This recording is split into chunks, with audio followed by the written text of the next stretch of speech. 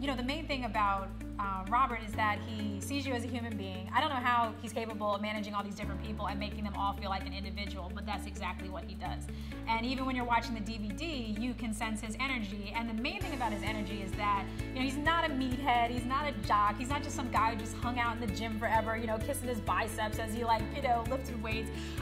He's a person who cares about the whole human being. He cares about the spirit, the mind, and of course, the physical body of, getting people into their best life. But that's not just going to come from lifting weights. It's going to come from changing the way you think and reconnecting with your potential. Like, what was poured into you when you were born? What are you really supposed to be doing here? And if you're not able to actually reach that point, then really you're just kind of like a walking zombie. So he recognizes all these three things are really one cohesive unit, and he deals with each one of those elements. And that's why he's so effective as a motivator and as a trainer.